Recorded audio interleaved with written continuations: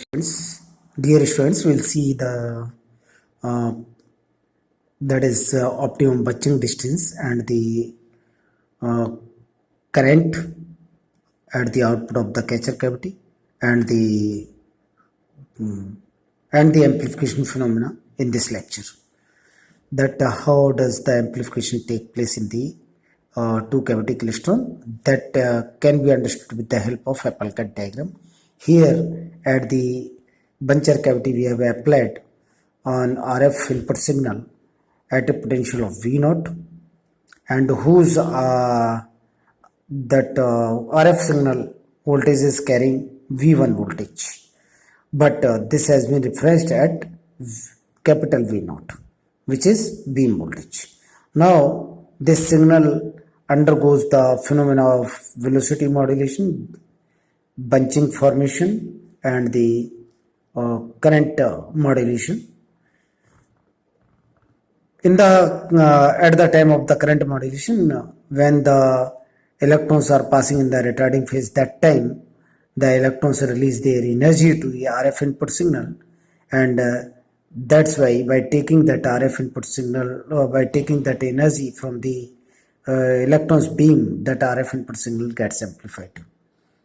So this is for the amplification, and now we'll see the expression for I2 current. That I2 current finding, that we'll see that how much time is taken by the electrons from buncher cavity to catcher cavity. That's why we are seeing it here, that arrival of the electrons at the catcher cavity is T2, and the time T1 is the time of the buncher cavity output. So the electrons have passed at time T1, and they are reaching at the current at the catcher cavity input at T2 time. So the T is equal to T2 minus T1. It has been calculated, and the electrons travel with the v of T1 velocity, so L upon v of T1. So by placing the value of v of T1, we can manipulate the equation that and we can write it T naught into 1 minus beta I V1 divided by 2 V naught sin omega T1 minus theta G by 2. So here this T naught has been placed in place of L upon V naught, that is L upon V naught, and T is nothing but L upon V of T1. Whereas in the next expression, if we multiply by omega in the above expression, then we get omega T, and omega T1, omega T2 minus omega T1 is equal to then omega T naught into 1 minus beta I V1 divided by 2 V naught sin omega T1 minus theta G by 2. So by manipulating this, we can write omega T naught as theta naught, and omega T naught beta I V1 divided by 2 V naught as x, which is termed as a bunching parameter, and x is written as theta naught beta I V1 divided by 2 V naught. So by having this, now we'll have that charge at the input cavity, input grid, and input cavity of the output grid, input grid of the output cavity. So that is the charge available at this point when it has entered at T naught time.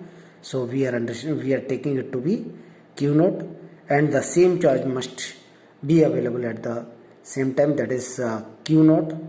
So the equal charge should be available.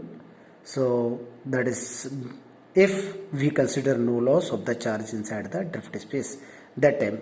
So we are applying the law of conservation of charge at this input and at this input. So for this expression we have written it, that is dq, small charge at the input of the input cavity, is equal to capital I naught dt naught, and the small I2 dt2 is the charge at the output cavity input. So from the previous expression, if we see the previous expression, that is T, T2 minus T1 is equal to L upon V of T1. By this expression, we will will have this expression. So we have written it, that is T2 is equal to T naught plus tau plus T naught into 1 minus beta I V1 to V naught sin omega T naught plus theta g by 2. Now from this equation we see that I naught dt naught is equal to I2 dt2. So dt2 by dt naught we can take, and so this means it is giving the sense for differentiating. So we are differentiating this equation, T2 is equal to T naught plus tau T naught into 1 minus beta I V1 divided by 2 V naught into sin omega T naught plus theta g by 2, and if we differentiate it we get d2 dt2 divided by dt naught is equal to 1 plus 0 minus T naught omega beta I V1 divided by 2 V naught and cos of omega T naught plus theta g by 2. So if then we can manipulate this equation by writing it d2 is equal to dt naught into 1 minus x cos of omega T naught plus theta g by 2. Then we are having the expression of I2 with this equation, that is I2 dt2, that is equal to I naught dt naught. So if we place this I dt2 here, then we can have this I2 at T naught is equal to I naught divided by 1 minus x of cos omega T naught plus theta g by 2.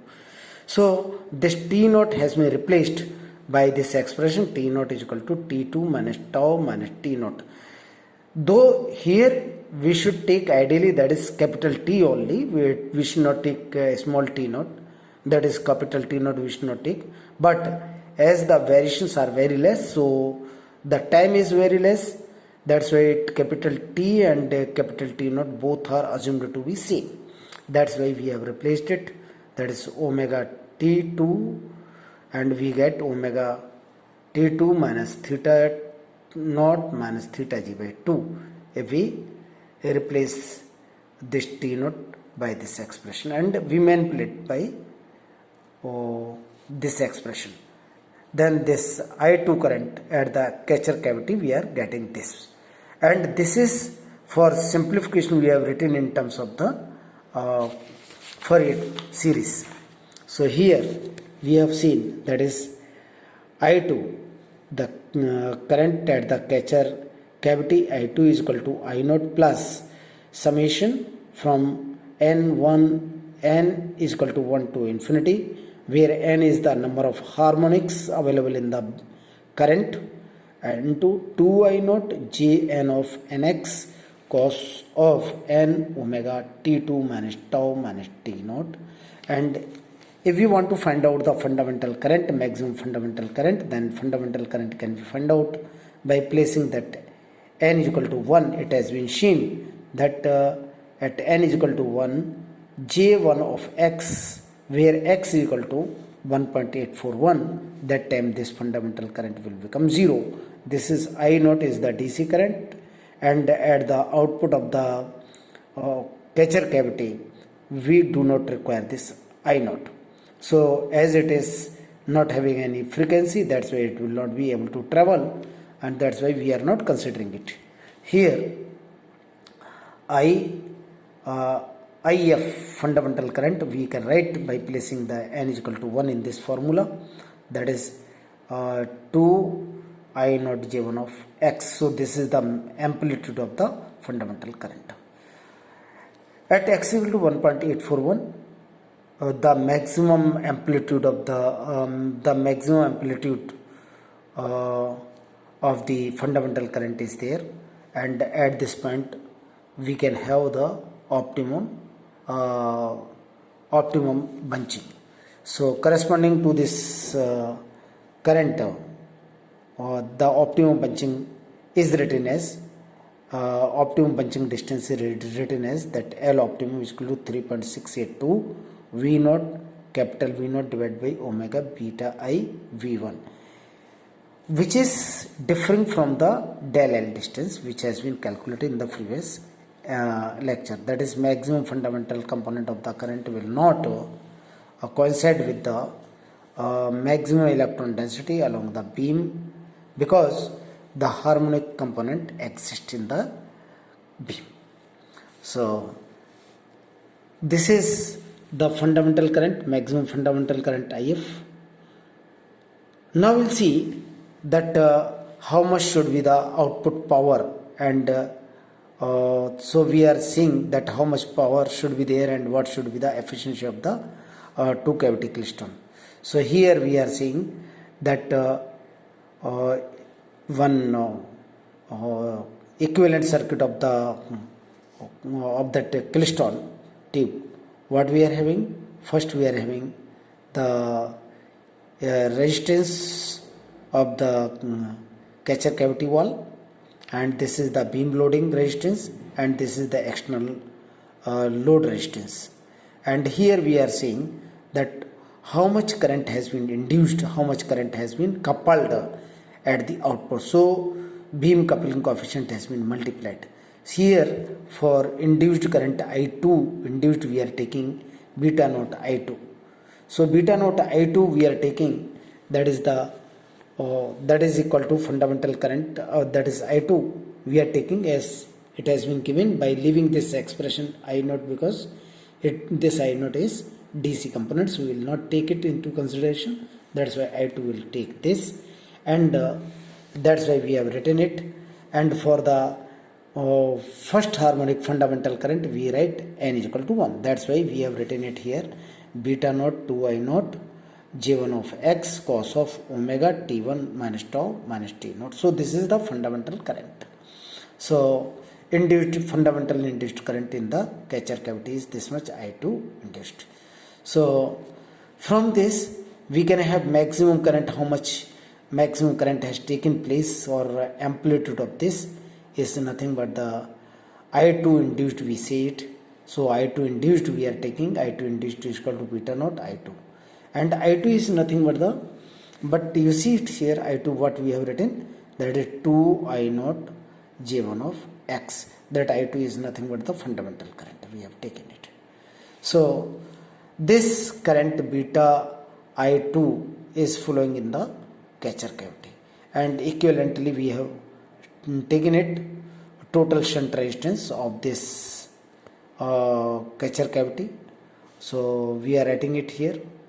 So B naught I2, and it is flowing in the catcher cavity walls. That's why this is RSH we have taken it.